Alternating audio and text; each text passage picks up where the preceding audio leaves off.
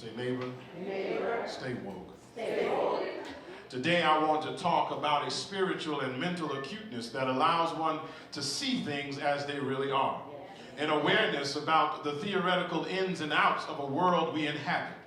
Many of us are familiar with this saying because Black Lives Matter and other organizations have used it as a challenge to people who appear to be sleeping through injustice occurring in our society.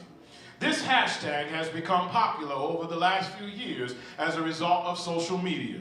Facebook Live and video cameras on phones have awakened people to the reality that existed, but no one wanted to believe. Not only did America not want to believe that innocent black lives were being taken out daily, they didn't want to accept or believe the frequency of these deaths. Up until recently, if you spoke about a systematic approach to dismantling and destroying black males and communities in which they resided, you were considered a crazy conspiracy theorist. If you believed the writings of Michelle Alexander and bought into the notion that there was a new Jim Crow in the land, you were reaching for something that was not necessarily so. However, the killing of Trayvon Martin and Michael Brown unearthed some hard realities and awakened people to the plight of African Americans in America.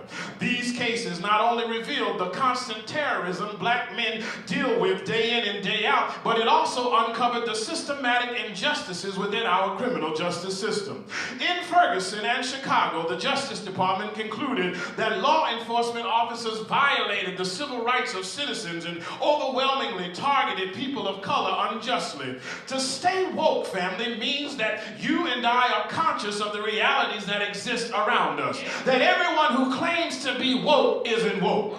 Really woke is deprogramming social conditionings and challenging those structures that seek to hold people in oppressive states. It's there for us to see. It's easier to stay asleep than to be woke, though, however, because some people choose to avoid the realities in which they live, hoping that while they're sleeping, what's going on around them will dissipate and disappear. But how many of you know that sleeping is not an answer to the challenges we face as a people?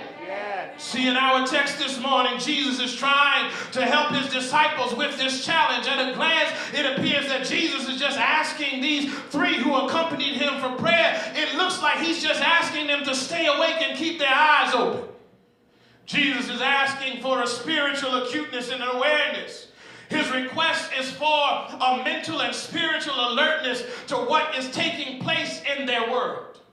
You see, in any oppressive society, it is the desire of the dominant power to keep folk unaware of the dangers that exist. And anyone who tries to awaken people to the impending dangers and injustices is considered a threat. We know it in our history. J. Edgar Hoover considered Dr. Martin Luther King Jr. one of America's greatest threats. Malcolm X, as well, was considered a danger to the American way of life.